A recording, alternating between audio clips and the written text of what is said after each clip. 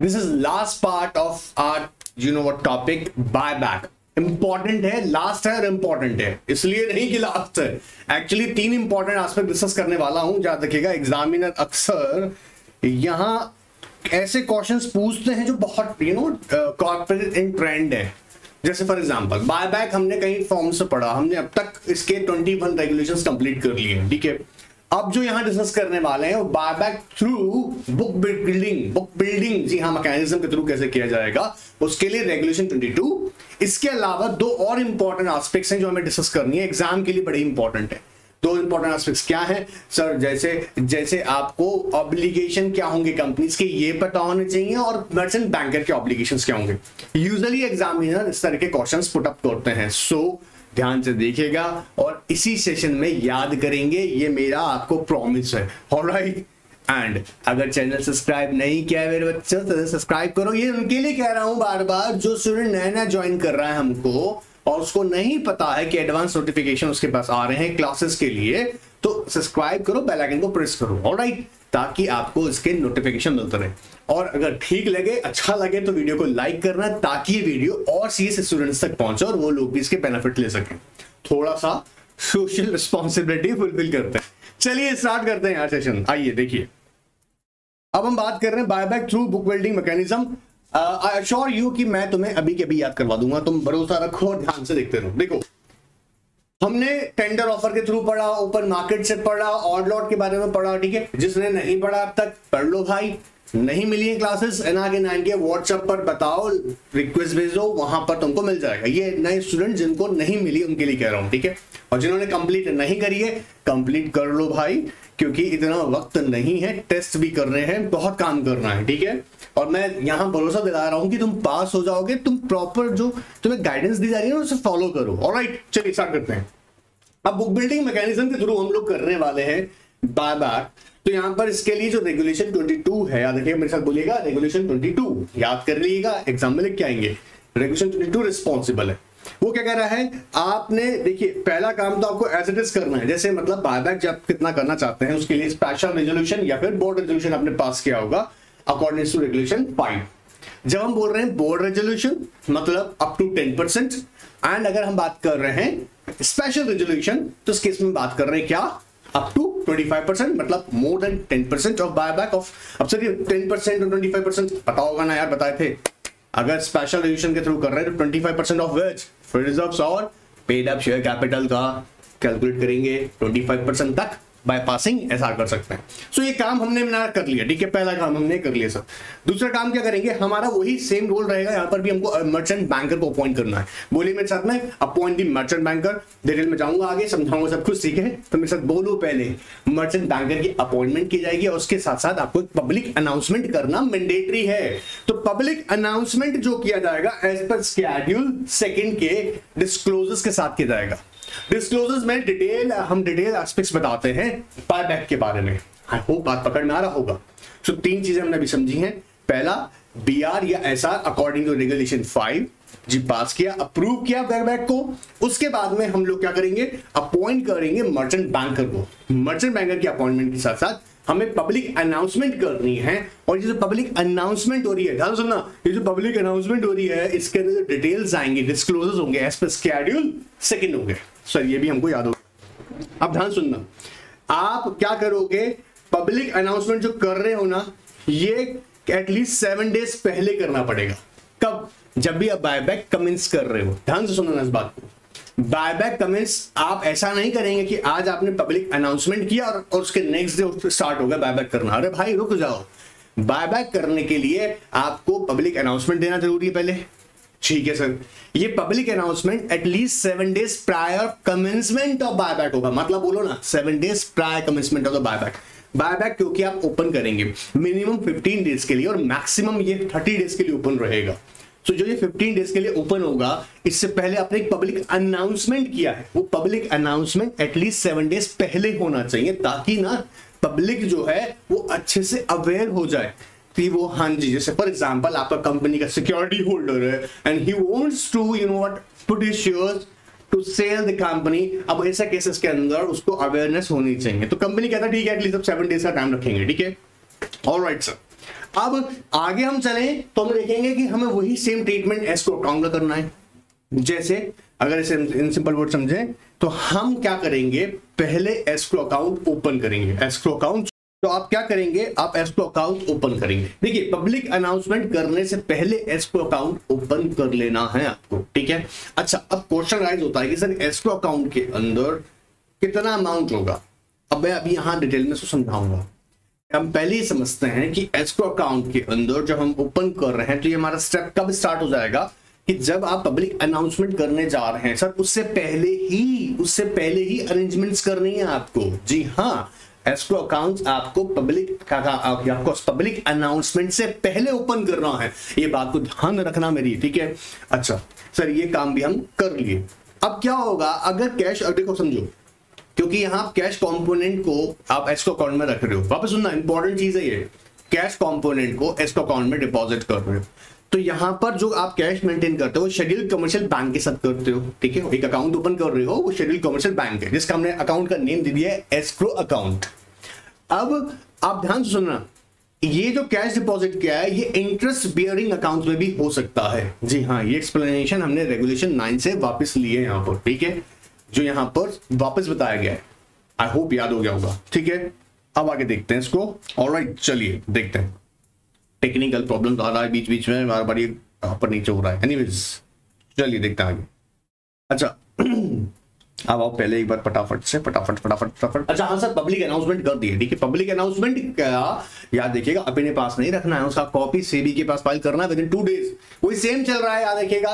अब तक जो प्रोसीजर हमने आगे भी पढ़ा है, इससे पहले पढ़ा है, उसमें भी हमने यही किया था कि जो पब्लिक अनाउंसमेंट करते हैं विद इन 2 वर्किंग डेज के अंदर हम उसको सेबी को कॉपीज का फाइल कर देते हैं। तो वो सेम यहाँ पे मैं करना है, ठीक है। अब एक बार हम लोग buyback through book building process की लैंग्वेज को भी यहां से ले लेते हैं। आइएगा फटाफट, आइए अपने मॉड्यूल्स में आइए। रेगुलेशन 22 रिस्पॉन्सिबल है। आई होप मॉड्यूल सामने खुला हुआ है आपके। स्पेशल रेजोल्यूशन या बोर्ड रेजोल्यूशन आप जो पास कर रहे हैं according with the regulation 5, simple सा याद हमने सीखा भी। अपॉइंट किया अपने मर्चेंट बैंकर को, पब्लिक अनाउंसमेंट किया। पब्लिक अनाउंसमेंट में जो डिस्क्लोजर्स होंगे इस पर स्केड्यूल सेकंड होंगे, मेरे साथ बोलो इस पर स्केड्यूल सेकंड होंगे। तो 3 काम BR SR पास करके as per regulation 5 and then next हमने simply appointment of merchant banker and public announcement. जो पब्लिक अनाउंसमेंट हम लोग कर रहे हैं वो एज पर स्केड्यूल सेकंड के डिस्क्लोजर्स के अकॉर्डिंग करेंगे, ठीक है ना। पब्लिक अनाउंसमेंट जो कर रहे हैं वो 7 डेज प्रायर होगा, at least 7 days prior to the commencement of buyback. जैसे मैंने बताया कि मिनिमम 15 डेज और मैक्सिमम 30 डेज के लिए रहेगा बायबैक का ऑफर। इट मींस दैट कि जब आप 15 डेज से स्टार्ट करेंगे, कम से कम 15 डेज के लिए रखेंगे, इसे स्टार्ट होने से पहले एटलीस्ट 7 डेज पहले आपको पब्लिक अनाउंसमेंट करनी है। और अब यहां बात आता है रेगुलेशन 9 का, जो बेसिकली बात कर रहा था आपके एस्क्रो अकाउंट की। आइए देखते हैं। Deposit escrow account should be made before the date of the, of course ये हमने पहले भी सीखा है। आप बायबैक ऑफर ओपन करेंगे उससे पहले आपको एस्क्रो अकाउंट की अरेंजमेंट्स करनी है, ठीक है।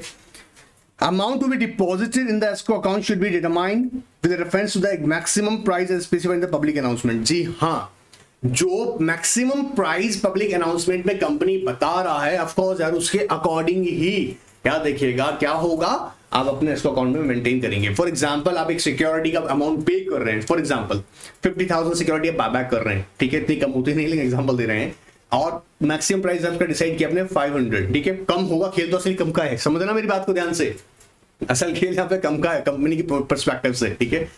तो शेयर होल्डर चाहता है कि हाईएस्ट मिले, लेकिन हमने यहाँ पे मैक्सिमम प्राइस डिसाइड कर लिया कि कंपनी इससे ज्यादा नहीं भाई आपको 500 तक देगा। तो 500 मल्टीप्लाई बाय 50,000 सिक्योरिटीज, तो जो हम यहाँ अमाउंट ले रहे हैं इस अमाउंट को हम लोग इसके अकाउंट में पूरा का पूरा नहीं, याद होगा, एक सर्टेन परसेंटेज ऑफ अमाउंट हम डिपॉजिट करेंगे, 4 से 25%। ऑलराइट, देखो cash component of escrow account may be maintain in terms of explanation clause C. मतलब क्या कह रहा है, ये यहां पर कहना चाह रहा है आपसे कि भाई जो कैश कंपोनेंट्स है उसे इंटरेस्ट बियरिंग अकाउंट में रख सकते हैं, जो आप शेड्यूल कमर्शियल बैंक के साथ ओपन करेंगे, ठीक है। चलिए आगे देखते हैं। अब देखो यहां पर आगे नेक्स्ट आता है, अ कॉपी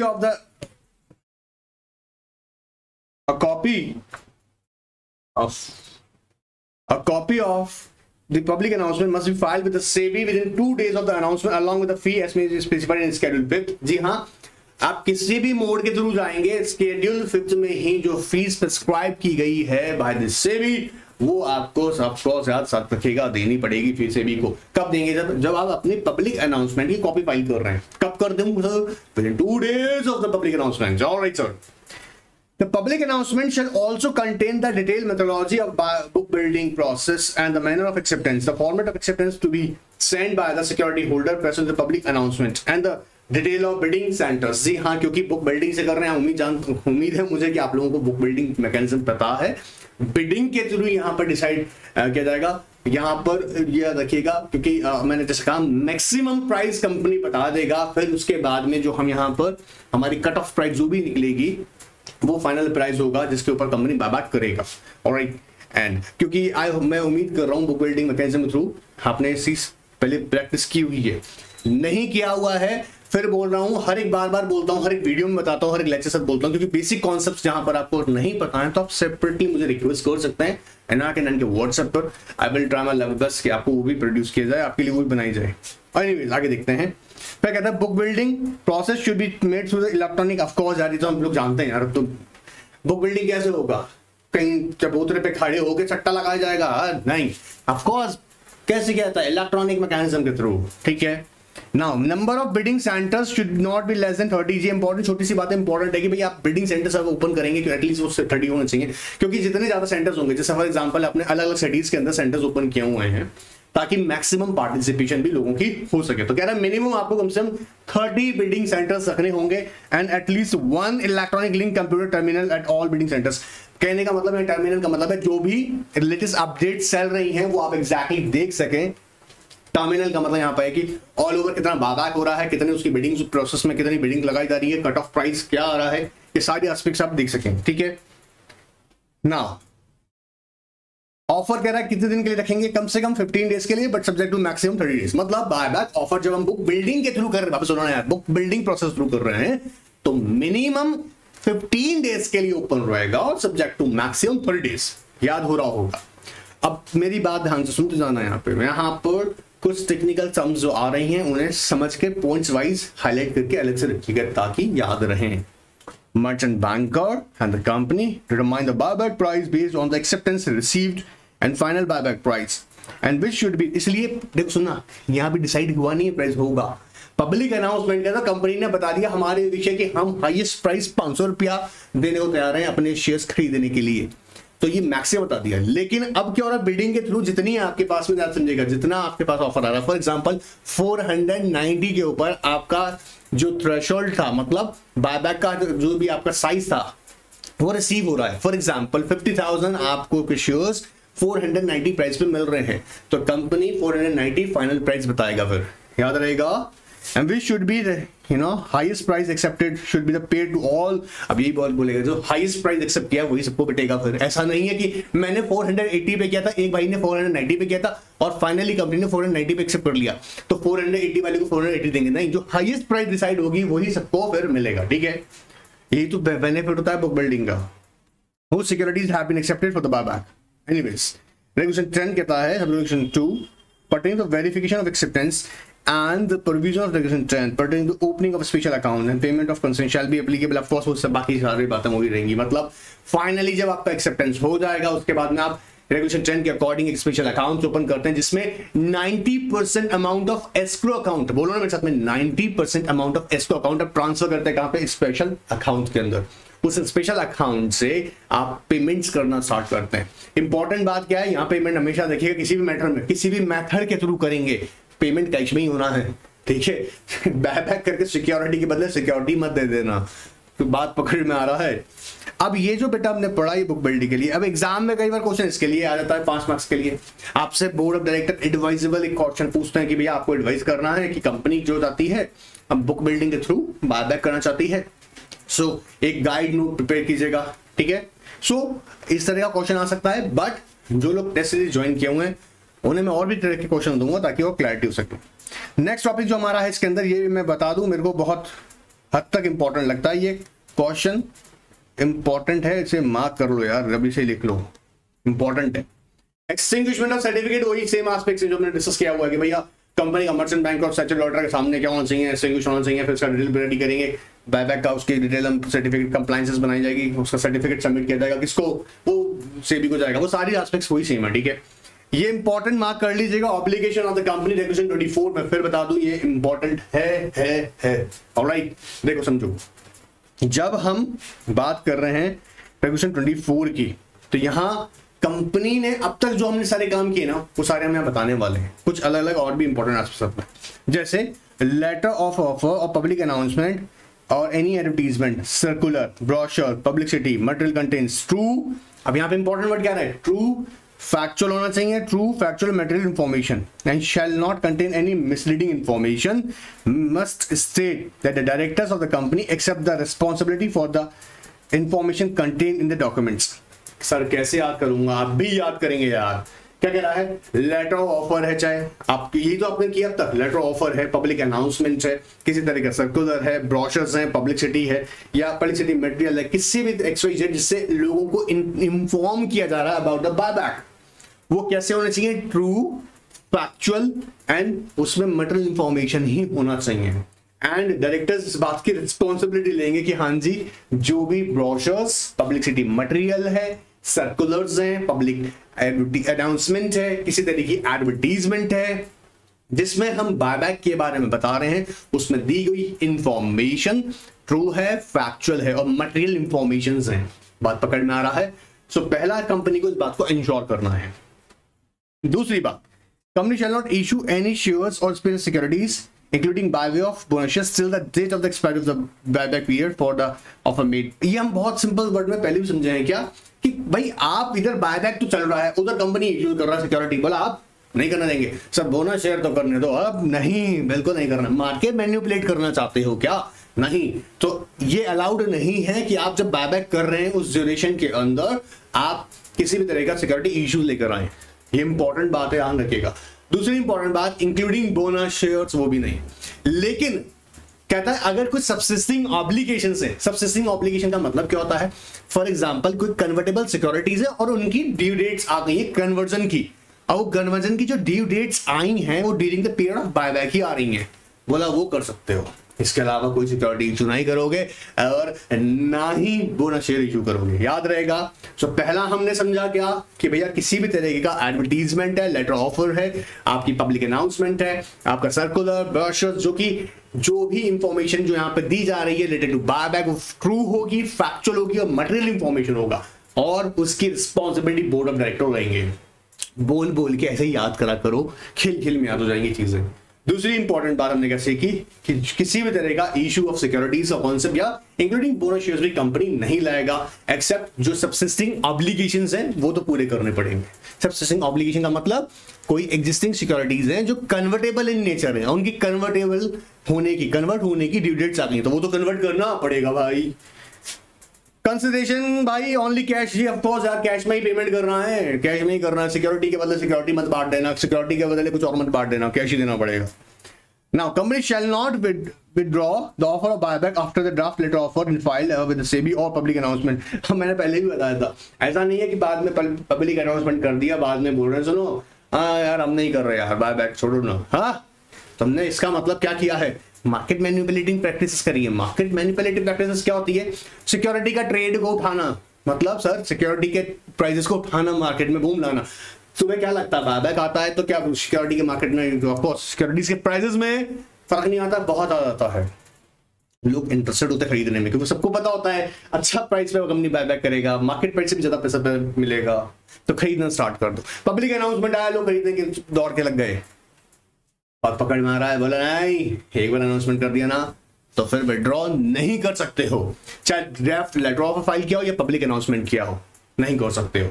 बात पकड़ में आया, क्योंकि ओपन मार्केट के केस में जब ओपन मार्केट से परचेस कर रहे हो तो पब्लिक अनाउंसमेंट का गेम है पूरा, वहां लेटर ऑफर फाइल नहीं कर रहे हो, टेंडर ऑफर से कर रहे हो, ड्राफ्ट ऑफर लेटर फाइल करोगे उसके बाद ही करोगे। तो दोनों केसेस के अंदर बोल दिया आपको क्या, आपको अलाउड नहीं है विड्रॉ करना। प्रमोटर है या उसके रिलेटिव्स हैं या एसोसिएट्स हैं, shall not deal in the shares or securities of the company in the stock exchanges or off market। दोनों मतलब ऑफ मार्केट भी नहीं कर सकते, ऑफ मार्केट समझते हैं ना, without involvement of stock exchange. दोनों के बीच में एग्रीमेंट हो गया, दो पार्टीज हैं, वो सेम कंपनी की सिक्योरिटीज हैं, तो उन्होंने एग्रीमेंट करके एक दूसरे से खरीद बेच लिया, प्रमोटर्स तुम्हें अलाउड नहीं है। सर ये क्या बात हुआ, बताते हैं अभी। प्रमोटर्स को अलाउड नहीं है, ना उनके एसोसिएट्स को अलाउड है कि वो सिक्योरिटीज के अंदर डील करें। लेकिन ऐसा नहीं करें, क्यों करें? बायबैक के पीरियड में नहीं करने देंगे, बायबैक के पीरियड में नहीं करने देंगे। Including inter se transfer, inter से समझते हो, between among the promoters. Promoter, एक कंपनी का प्रमोटर दूसरे प्रमोटर को दे रहा है, और पकड़ना ना, एक कंपनी के अंदर 3-4 प्रमोटर्स है, मान लो 3-4 प्रमोटर्स हैं, तो एक प्रमोटर अपना ही सिक्योरिटीज ट्रांसफर कर रहा है किसको? दूसरे प्रमोटर को। Inter se transfer between the या among the same promoter, I mean promoters of the same company. Inter se transfer ये भी अलाउड नहीं है। Among the promoter during the period from the date of passing of the resolution of the board और special resolution until the closing of the offer, इस duration में नहीं करने देंगे। पता लगा भाई ये तो बड़ा मजे से एंजॉय कर रहा है, बोला नहीं अलाउड नहीं तुमको। फिर से बताना मेरी बात को, क्या कह रहे हैं? प्रमोटर्स हैं, उनके एसोसिएट्स हैं, याद देखिएगा, वो लोग डील नहीं करेंगे कंपनी के स्टॉक्स में। कब नहीं करेंगे? या स्पेशल सिक्योरिटीज के अंदर कब नहीं करेंगे? During the passing of the resolution of board और special resolution till the closure of the buyback, इस ड्यूरेशन में नहीं करेंगे। ऑलराइट सर, नहीं करेंगे, ठीक है सर। इंटर से ट्रांसफर तो करवा दो, नहीं। अब ये चीज तुम ध्यान से याद रखा करो, क्वेश्चन में ऐसा कोई सिचुएशन दे देता है आपको, उसको समझना है, ठीक है। चलिए, company shall not further raise, of course यार अभी समझना, वहां से इंपॉर्टेंट पॉइंट है, point number 5, company shall not raise further capital for a period of 1 year from the expiry of the buyback period except discharge of subsisting obligations. मतलब further issue of share capital लेके आ रहे हैं, further issue of share capital, बोला चुप हो जाओ, बिल्कुल अभी बायबैक किया है तुमने, 1 साल तक शांत रहो। यहाँ पे ध्यान से रखना इस पॉइंट को, एफ को क्या करा है, company shall not raise further capital for a period of 1 year, जिंदगी भर के लिए मना नहीं कर रहे हैं, 1 year from the date of expiry of the buyback except subsisting obligation जो है, जैसे मैंने कहा अभी कन्वर्टेबल सिक्योरिटीज के जो ऑब्लिगेशन है वो तो आपको पूरे करने होंगे। अब देखो ये कुछ यहां से यहां तक के पॉइंट्स जबरदस्त इंपॉर्टेंट है, जबरदस्त इंपॉर्टेंट है, इसलिए इनको तो भैया छोड़ना ही नहीं है। आइए सीखने के को, no public announcement of buyback shall be made during the pendency of any scheme of arrangements, ये मतलब अमलगमेशन कर रहे हैं, कॉम्प्रोमाइज कर रहे हैं person to the provision company से, कोई भी स्कीम जो कि पेंडिंग है अभी, कौन सी स्कीम होगी? अमलगमेशन स्कीम है, कॉम्प्रोमाइज स्कीम्स हैं या अरेंजमेंट स्कीम्स हैं, ठीक है।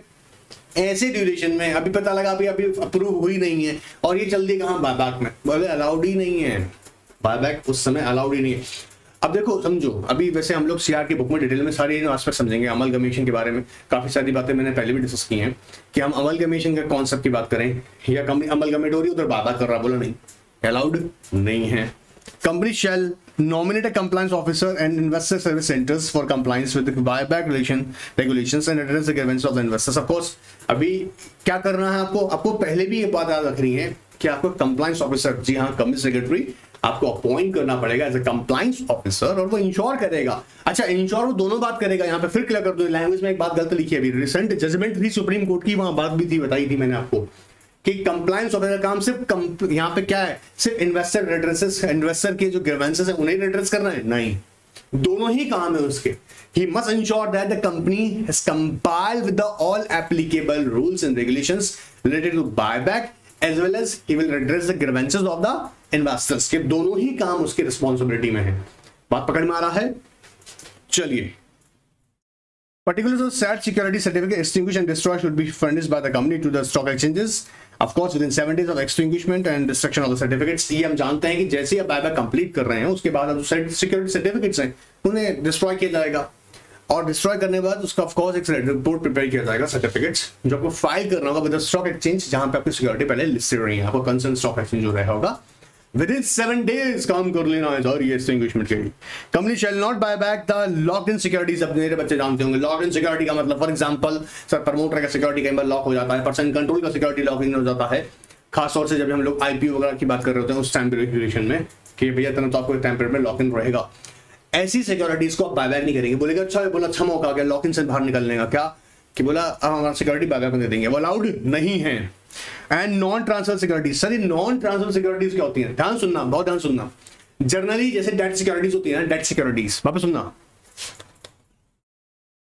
कौन सी सिक्योरिटी कह रहे हैं sir? Debt securities. Debt securities जो बेसिकली होती है ना, समझना, इनके साथ एक है ना, एक कंडीशन होती है, एक टर्म कंडीशन के अंदर कंडीशन होती है कि ये ट्रांसफर नहीं कर सकते आप, फॉर एग्जांपल 1 ईयर तक ट्रांसफर नहीं कर सकते, ये जनरली बॉन्ड जो इंस्ट्रूमेंट्स होते हैं, बॉन्ड टाइप जो इंस्ट्रूमेंट्स होते हैं, उनमें ही कंडीशंस आती हैं कि आप उसको एक ड्यूरेशन तक, फॉर एग्जांपल 6 मंथ्स है, 1 ईयर है, या 18 मंथ्स है, 18 मंथ्स तक आप उसको ट्रांसफर नहीं कर सकते। मतलब आप अभी आप उसको, आपको ही रहेगा, आप भी उसको होल्ड करेंगे after expiry of something, after expiry of for example 1 year, जैसा भी सिक्योरिटीज में मेंशन किया होगा उसके अकॉर्डिंग उसको तभी ट्रांसफर कर सकते हो। तो लॉक्ड इन या नॉन ट्रांसफर सिक्योरिटीज जो है वो भी बायबैक नहीं होंगे। आप समझ रहे हो, उसमें ऑलरेडी कंडीशंस लगी हुई है कि वो लॉक्ड है या वो नॉन ट्रांसफरेबल है। बात पकड़ में आया? तो ऐसे क्वेश्चन एग्जाम आते हैं तो फंस मत जाना। Company shall issue within 2 days of the expiry of the buyback period public advertisements in of course यार, एक नेशनल डेली न्यूज़पेपर में क्या बताएगी कि बायबैक हमारा कंप्लीट हो गया और हमने बायबैक जो किया है। अब ये एक छोटा सा क्वेश्चन यहां से अलग से बन सकता है, सेपरेट क्वेश्चन बन सकता है कि बायबैक कंप्लीट होने के बाद कंपनी की ऑब्लिगेशन क्या है। तो एक आपको पब्लिक एडवर्टीजमेंट करनी पड़ेगी, इससे बताना पड़ेगा क्या कि नंबर ऑफ शेयर्स कितने आपने बायबैक किया है या सिक्योरिटीज, प्लस हाइस्ट जो आपने प्राइस उसके लिए पे किया है कंपनी ने, प्लस टोटल अमाउंट इन्वेस्टेड कितना है, detail of the security holders, किस किस से आपने खरीदा, और जिसमें आप देखें यहाँ पे इंपॉर्टेंट क्या था, from whom security exceeding 1% of the total securities were bought back. कोई एक ऐसा सिक्योरिटी होल्डर भी था जिसने किसना 1% से ज्यादा अपने सिक्योरिटीज कंपनी को बेची हैं। तो ऐसा केस में उसको हम अलग से बताएंगे, ठीक है। वो लोग ये था जिससे हमने फॉर एग्जांपल मिस्टर ए जिन्होंने 2% सिक्योरिटीज, अब 2% बहुत होता है तो वो दी है, तो भाई हम उसका डिटेल भी देंगे। Consequent changes in the capital structure, shareholding pattern after and before the buyback, ठीक है। अब ये भी हम बताएंगे क्योंकि हम इतना पहले भी सीखा है। क्यों चेंज आएगा? क्योंकि आपको ये बात तो पता है, हमने सिखाया था कि बायबैक करने के बाद में नॉमिनल वैल्यू को equal account capital redemption reserve account में ट्रांसफर किया जाता है। तो उसके बाद कंपनी के कैपिटल स्ट्रक्चर में क्या चेंज आया है, शेयर होल्डिंग पैटर्न में क्या चेंज आया है, प्रमोटर होल्डिंग में क्या चेंज आया है, वो सब डिटेल हम यहाँ पर वापस से अनाउंसमेंट में बताएंगे, ठीक है। चलिए, अब ये जो है ना सेपरेट पार्ट था सर, ये कैसे याद रखेंगे? कोई हल्ला ही नहीं है। तुमने अब तक जितना काम किया ना वो बताना, कैसे कितनी सिक्योरिटी बायबैक के नंबर बताना है, प्राइस बताना है, मेरे साथ बोलो नंबर बताना है, प्राइस बताना है, टोटल अमाउंट कितना इन्वेस्ट किया ये बताना है, सिक्योरिटी होल्डर जिससे मोर देन 1% आपने बायबैक किया उसका डिटेल देना है यहाँ पर, share holding, of course capital structure में क्या चेंज आया after buyback, after and before दोनों बार, पहले कितना था, बिफोर एंड आफ्टर दोनों बताना है, प्लस शेयर होल्डिंग पैटर्न, ये तो पब्लिक एडवर्टाइजमेंट देना है। अब तक यही तो सीखते आ रहे हो पूरे में, तो पब्लिक एडवर्टाइजमेंट ड्रॉ करना ईजी है, आई होप, उम्मीद कर रहा हूं ऐसी। चलिए आगे देखते हैं। अब obligation of merchant banker separate question इधर भी बन सकता है। सर ये सेपरेट करते करते ना हमने सारी पूरी बुक पढ़ा दी हमको। बेटा क्यों पढ़ा रहा हूं, समझो ना मेरी बात। तुम्हारे साथ में चीट नहीं हो, एग्जाम में जाते हो ना इतना कॉन्फिडेंस जाओ कि आपका मॉड्यूल है ना, इसीलिए आपका पूरा मॉड्यूल मेरे को याद है, पूरा मॉड्यूल मैंने समझा हुआ है, वो कॉन्फिडेंस लेवल और अच्छा सा स्कोर जब दिखता है ना एग्जाम में आने के बाद 70 मार्क्स 80 मार्क्स, हाँ तो फील आता है। तो इसलिए पढ़ना है, थॉरोली पढ़ना है। ऑलराइट, चलिए आइए।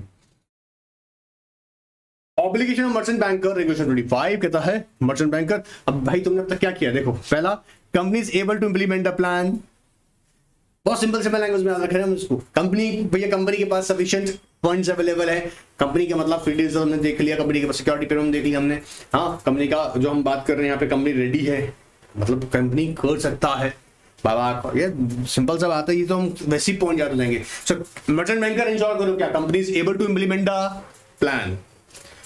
नाउ एस्को अकाउंट के प्रोविजंस प्रॉपर्ली कंपाइल किए गए हैं भाई साहब, रेगुलेशन आया हमने चेक कर लिया है।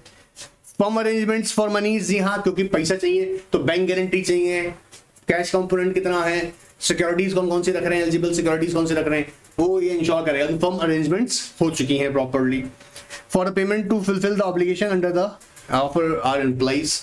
तो तीन बातें, company is able to implement the programme, of course offer, दूसरा escrow provision related to escrow account has been compiled, बोलो ना एस्को अकाउंट के प्रोविजन कंपाइल्ड हो रहे हैं।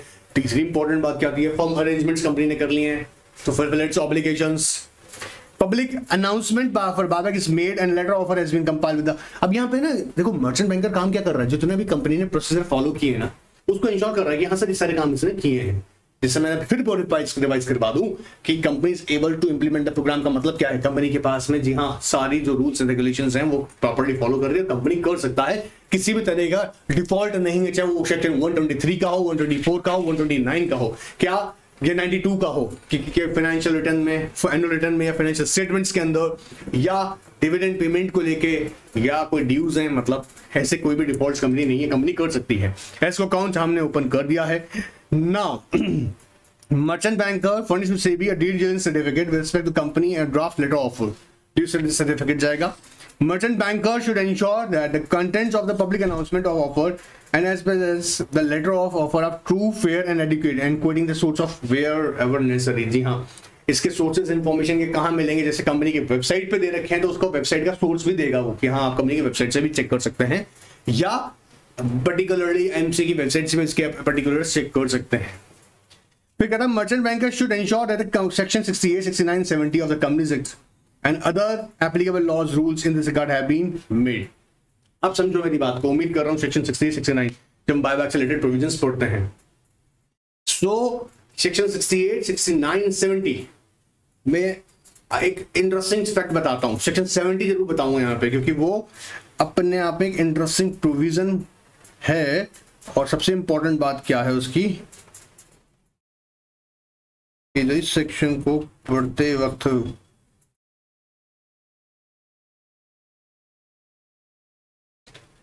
हमें कुछ चीजों को ध्यान भी रखना है। चलिए